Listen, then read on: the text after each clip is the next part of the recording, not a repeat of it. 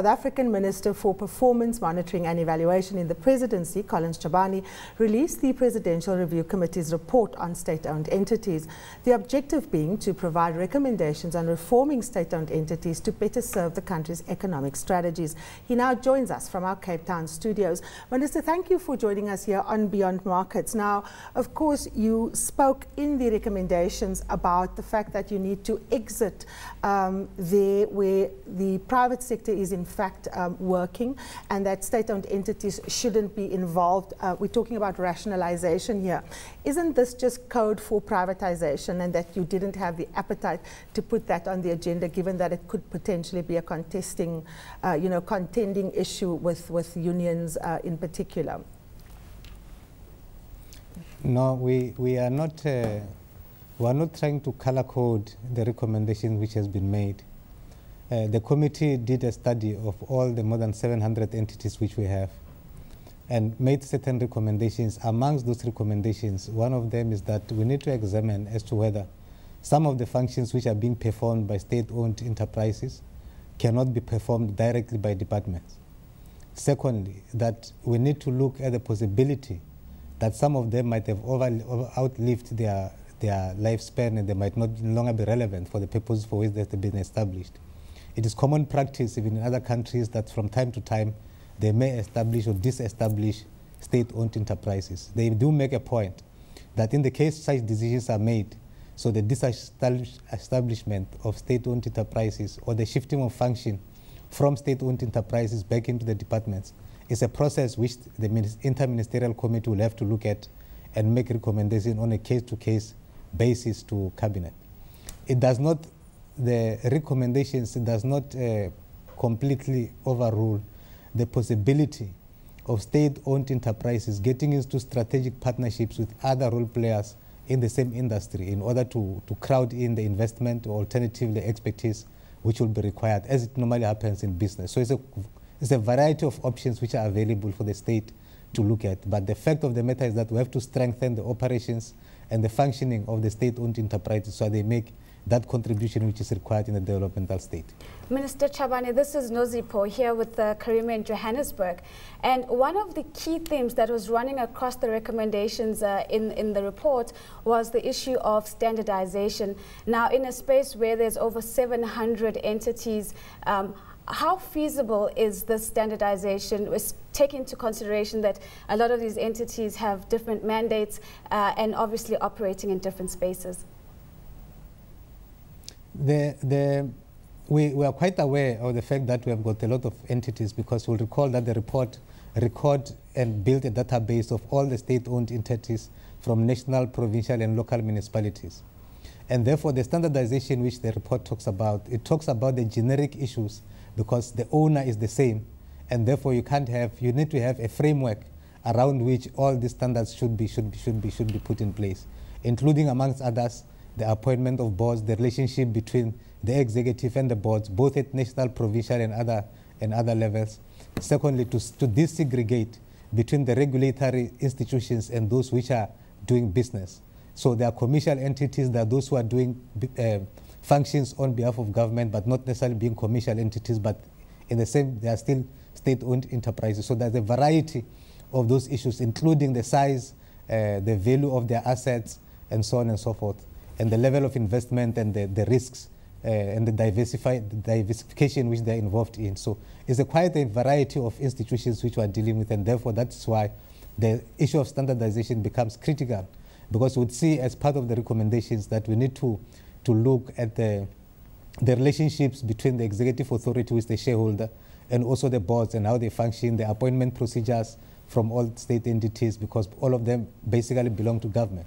Now, and therefore, the cabinet will have to look at those issues. Minister, it's Karima here. Let me come in. That relationship between the board and, of course, the shareholder is often not a very smooth process. We can look at, for example, the SABC, we look at SAA, and numerous other enterprises where the relationships aren't clear. The recommendations from where you're sitting, does it strengthen the hand of the shareholder vis-a-vis the board?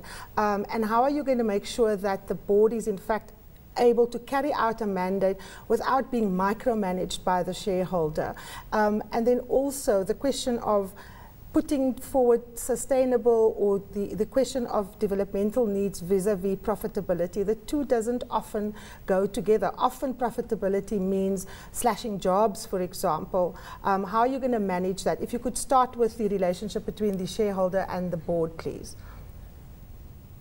The committee does recommend, amongst others, to clarify the roles between the board and the directors of a company.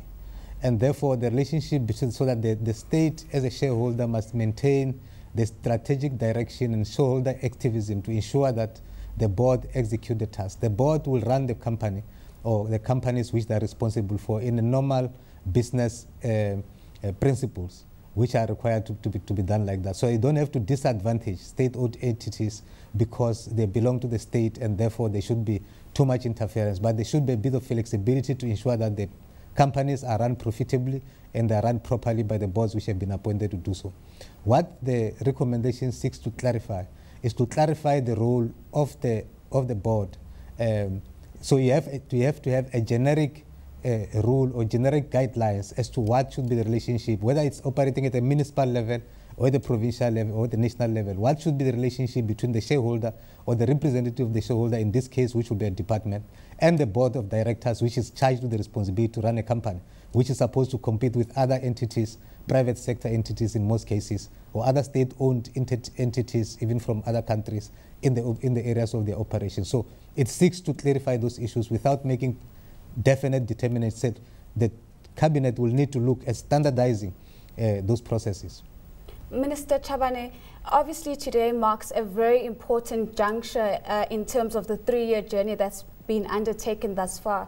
Can you unpack for us the timeframes that have been committed to that will get this report translated into an actionable plan? The report had made a number of assumptions. One is because the report was delivered last year, and therefore it is assumed that by the cabinet process would have been finished by that time, and therefore the first phase should actually commence. Amongst others, the critical ones, amongst others, is the appointment of the committees which are supposed to oversee the implementation and the recommendations to cabinet with regard to the various phases of this thing. So the first phase was supposed to start from then, at least complete, probably by next year, and the other one will then follow, because we are approaching this as a transformation process, not as a once-off thing. It's a transformation process which is going to involve a lot of stages. There's a lot of work which still need to be done. There's a lot of micro assessment which have to be done with the various state-owned enterprises and the interest where government has shares or have interest in the various companies or various sectors in the economy. And therefore, that process is the process which the cabinet will have to begin to implement. But definitely, once the president is appointed, the cabinet committee responsible, which will be responsible for that, then they will be able to set up a roadmap and put deadlines as to at what point certain things need to happen. Now, the report, Minister, also speaks about a new regulatory framework, which implies legislation that needs to be enacted to govern state-owned enterprises. We're talking here about a white paper process. What kind of timelines are we talking about? It was very interesting to note in the executive summary that you're speaking about the fact that this is not going to be a quick fix. This is a long journey that everyone is going to be on. And whilst I accept that, the state-owned enterprises and the DFIs are also critical for things like infrastructure development and a whole range of plans. If the approach is that it's going to happen over a period of time, are you not going to impede the rollout of important processes in the economy, particularly as it relates to capitalizing some of the infrastructure projects? What we envisage to do, and what the report does envisages, is that the report is quite clear that this won't be an easy process. It involves a lot of hard work which needs to be done in the various areas.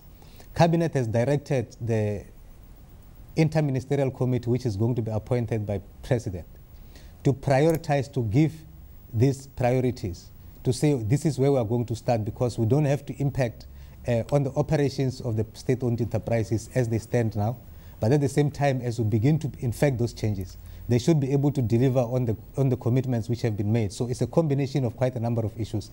And we think that once the Cabinet Committee has been appointed, they will be able to say, this is where we're going to start, these are the issues we're going to deal with, because the regulations, the white paper, and so on and so forth, those are the debates which will continue to be engaged in Parliament, in society in general. But in the meantime, we'll have to begin with the reforms which will make them efficient in the meantime, to make sure that we alleviate the problems which they might be facing from time to time and give the necessary support to ensure that that happens. So the Cabinet Committee, which will be appointed by the President, it will be its first task to prioritize where do we start and where do we finish and at what speed are we supposed to move, taking into account the programs which are in place with regard to the government program.